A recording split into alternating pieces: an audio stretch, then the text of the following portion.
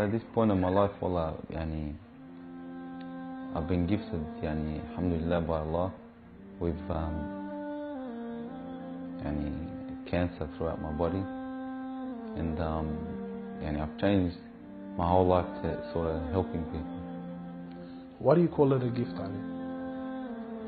And alhamdulillah, it's a gift because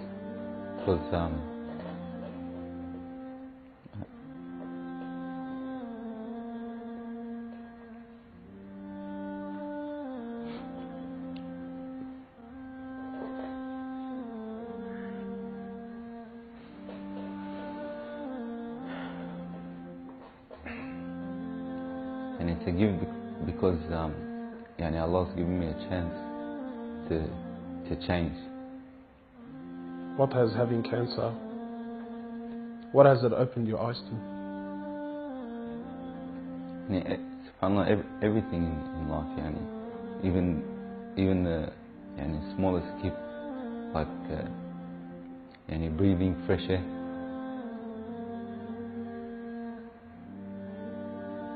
Do you feel like you used to take that for granted before?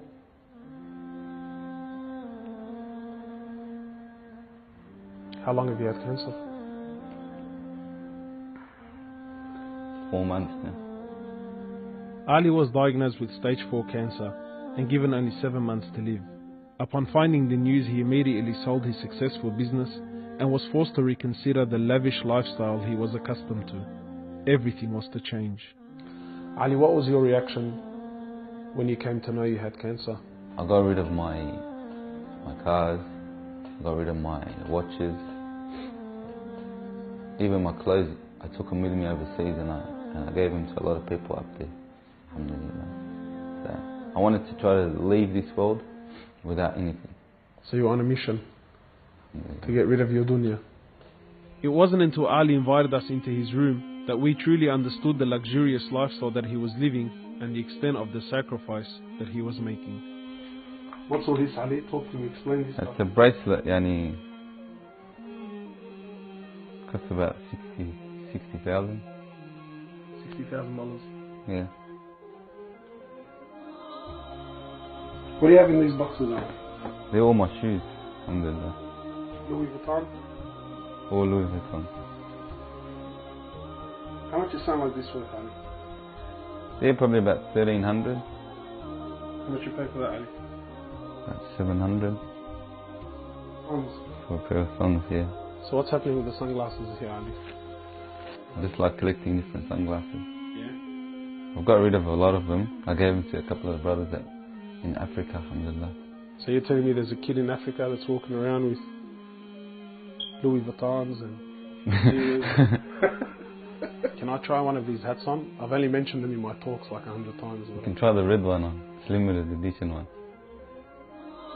Barakallah. What do you reckon else? Sheikh Gucci. Ali's interest in the dunya has left him abruptly and no longer holds a place in his heart. So Ali, what do you feel now like when you look at this? And driving something like this doesn't really cross my mind anymore. It's not something I would want to do no more. After someone tells you, or you find out that you're sick, or you haven't got much time in this life, wallah, this is the last thing you would want to chase. And this is how we should be living our life every day. Car like this, people would love to be in it, people would love to own it, people would love to drive it. Wallah, they're going for the wrong goals. And you realize that when you get sick, when someone tells you you haven't got long to live, you realize all this stuff, it does not benefit us in any way. So what's the value of this in your heart now? This is worth one pair of thongs for a little African child with no thongs. Wallahi, it's worth more than me to see him smile with a pair of thongs than own one of these. Wallah al-Azim. Ali has since dedicated the remainder of his life and wealth to helping those who are far less fortunate than him. After an emotional journey to Africa, Ali has established a charity titled Muslims Around the World Project. The organization wasted no time in the construction of a masjid and a school in Africa to serve as an ongoing charity for him when he finally has to depart this world. Well, it all started from when I went to the cemetery when a brother that has cancer passed away. And I was at the cemetery and I was just thinking to myself, You know, after you go, there's nothing. There's no one there for you. No mother, no father, no brother, no sister, except for your deeds. Even your money is not going to be there for you. So the only thing that's going to be there for you is a sadaqah. And that's the only thing that's going to help you gradually through your time in the grave till you get to the ultimate destination. As the reality of death further sinks in, Ali spends most of his personal time in preparing himself for his final meeting with his Creator, Allah.